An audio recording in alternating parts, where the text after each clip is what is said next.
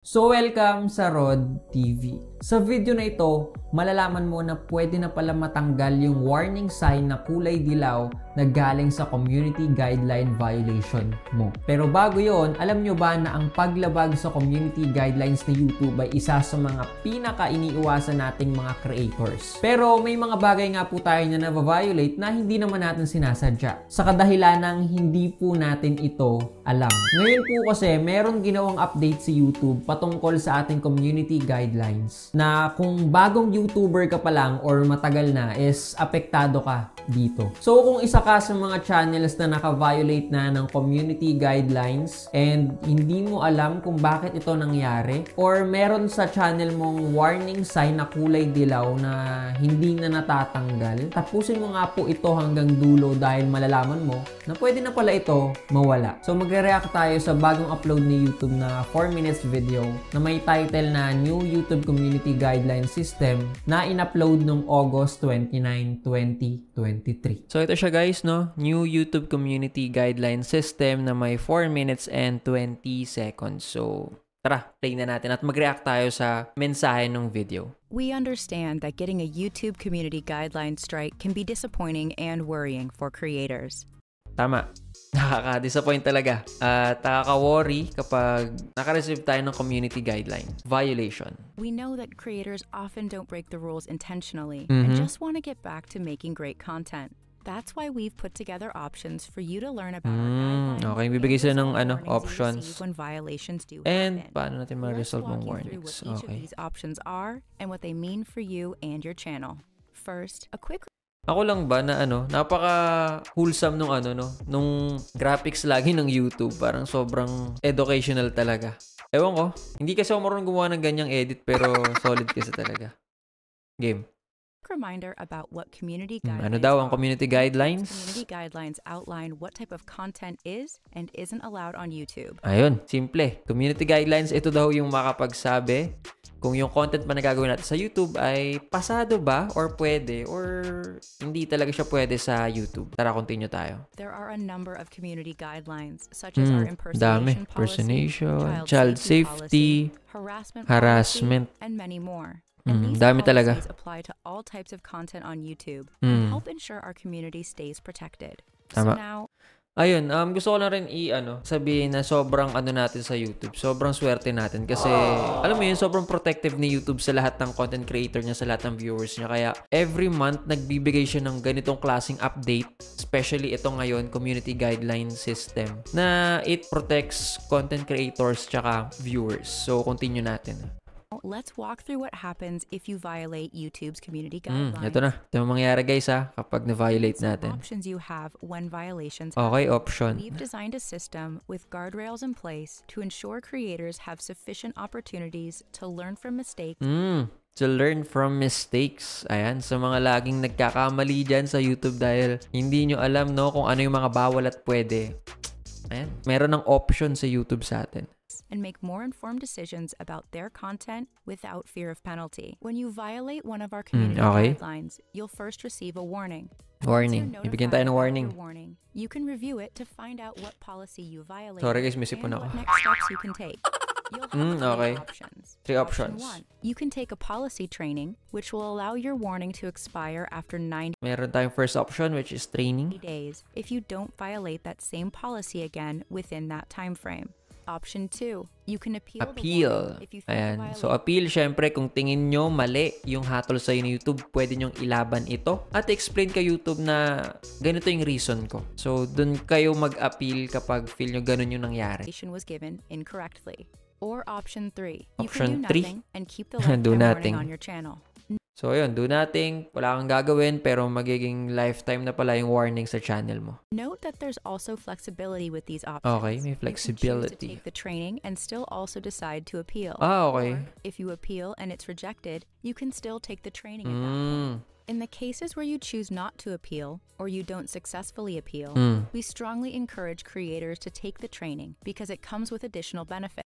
Ayun. So, sabi dito, mas in-encourage tayo ni YouTube, no, na mag-take ng training sa kanya para malaman kung ano yung mali na nagawa mo sa YouTube or ano yung na-violate mong policy using your content. So, maganda na mag-take ka ng training. So, yun nga sabi, kahit daw mag-appeal ka tapos na-reject ka, ibig sabihin talo ka, no, sa appeal mo, pwede ka pa rin mag-take ng training para mas malaman mo pa ulit. Bago tayo magpatuloy, alam mo ba na sa September 8, 2023 na natin gaganapin yung live draw sa ating Mike Paid Raffle. So medyo marami-rami na rin yung sumasali, pero kung gusto mo humabol, pwedeng-pwede pa. Pumunta ka lang sa Facebook page na ito, i-like and follow mo lang, screenshot mo, then i-shot mo yung Mike Raffle 200k. And antayin mo na lang yung reply ng admin. And back to the video na tayo. Ito na yung benefits eh. Potentially remove the current warning from your channel, but it also grants you an additional warning if you violate a different community guidelines policy. So you have more opportunities to learn and avoid account restrictions in the future. Okay. Let's walk through an example of Ito what this example, looks like. guys. Let's say you violate one of our community guidelines for the first time. For the You'll first receive a time. warning, Tama, and you'll be warning. presented with the 3 options. If you complete the training and don't receive any community guidelines violations for any policies within 90 days, your warning will expire and you'll be back to good standing.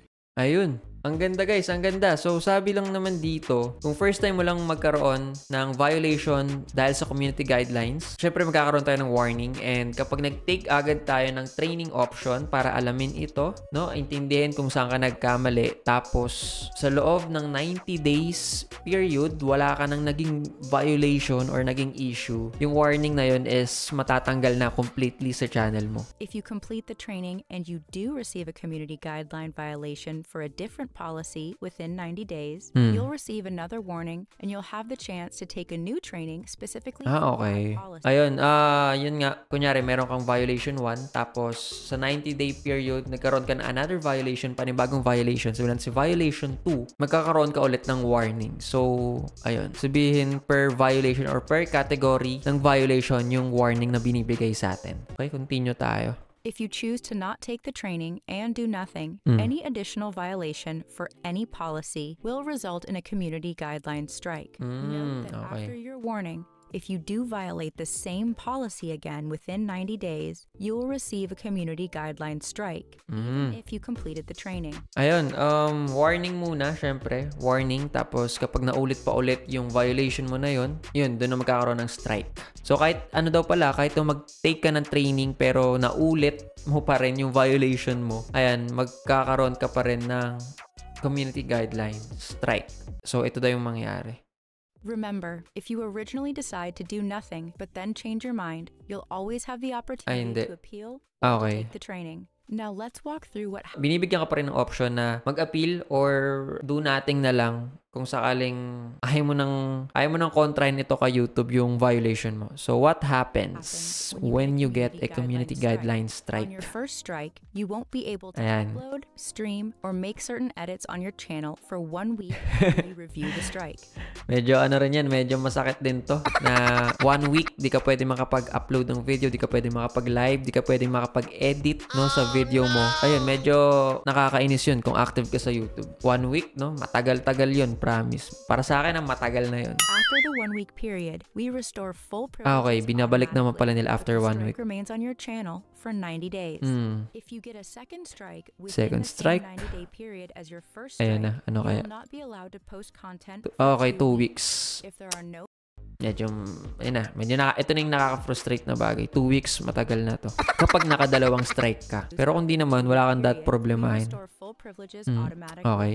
Each strike will not expire until 90 days from the time it was issued. 3 strikes in the same 90-day period results in your channel being Ayun. Channel permanently remove kapag 3 community guideline strike ang mava-violate mo sa loob ng 90-day time period. Kung makulit-kulit ka talaga at matapang-tapang at uulitin mo pa rin yung violation mo sa content na ginawa mo, well, it's up to you. sayang yung channel natin. Removed from YouTube. We understand mistakes happen, and many creators don't violate our policies intentionally. Yan, dito, naniniwala rin ako dito. Marami sa atin is hindi pa talaga familiar or aware no, sa violation nila. Especially yung mga bago pa lang napasok dito sa YouTube. Ayun, nakakatawa na mismong si YouTube, naiintindihan niya na mistakes happen. And yun. So ngayon merong training option ano, 'di ba? Mas magiging aware ka na kung sakaling magkaroon ka ng pag-violate sa community guidelines nang hindi mo talaga sinasadya. So parang pinagse-seminar ka ni YouTube. Sabi kasi ni Jennifer, isang Vice President Product Management for Trust and Safety sa YouTube, 80% daw kasi ng mga creators na nagkaroon ng first warning violation ay hindi na nga po nasundan ng first strike. So nalaman nila na mostly sa mga creators ngayon ay mabubuti talaga at unintentional nga yung pagkakaroon nila ng violation. So sinabi nga rin po niya sa isang interview na ang pagkakaiba daw ng dati daw at ngayon is meron ka pa rin daw talagang nare-receive na warning. Pero kapag nagka-violation ka na ngayon at nag-training ka at nalaman mo kung saan ka nagkamali, tapos hindi ka nagkaroon ng violation sa loob ng 90-day period, mawawala na nga daw po yung warning sign sa channel mo. So, ayun, relate talaga ako dito. Kasi isa rin po ako sa mga nagkaroon ng community guideline warning sa aking YouTube channel noong 2022. At until now is hindi pa rin talaga ito nawawala. So sabi ko nga kanina, kung dati ka pang YouTuber or bago ka pa lang na YouTuber, sakop ka sa update na ito. So ayun nga, hindi ko pa nakikwento sa inyo. Nung time na sinabi ni YouTube na naka-violate ako ng community guidelines, hindi po talaga ako makapaniwala. Kasi yung topic ko nun is paano mag-download ng sound effects sa YouTube, which is very wholesome. So sa paniniwala ko nung time na yon ay mali lang to sa YouTube ng sa akin ng hatol. So mag-appeal nga ako. Nag-try ako mag-appeal, na-reject. Tapos binasa ko yung explanation ni YouTube. Tapos nagbasa ako nung article niya. Doon ko malaman-laman na mali naman pala talaga yung content na ginawa ko. Siyempre, nung una, medyo medyo may pride ako. Sabi ko, bakit ganito YouTube? Ako naman yung nasa video. Ako yung nagsasalita. Ako yung nag-e-edit. Kumbaga, original yung video ko. Ganon yung emotion ko nung time na yon na kakakuha ko pa lang ng violation sa community guidelines. And nung nabasa ko at naintindihan ko, kaya pala dangerous and harmful content yung hatol sa akin ni YouTube. Kasi bawal pala talaga magturo ng mga ways kung paano mag-download ng pictures, videos, music, or sound effects using third-party website. Yung mga MP3 to MP4 converter, ayaw pala talaga ni YouTube ng mga ganong tutorial sa platform niya. So yung ginawa ko pala is nakapaloob pala sa digital security content. Doon sa bullet na bypassing payment for digital content or services. So nung time na yon, para sa case ko, unintentional yon. Kasi mismong sarili ko is hindi ko talaga alam na mali pala yung content na ginagawa ko. So ngayong may training option na, nakakatuwa na yung mga baguhan sa YouTube is maaga na nilang malalaman kung saan sila nagkamali. Ikaw, anong masasabi mo sa latest update ni YouTube about sa community guidelines? I-comment mo po yan sa baba at babasahin ko po yan. Don't forget to like and subscribe and hit the notification bell para updated kayo sa mga bagong uploads ni Rod TV. This is Rod TV and peace out.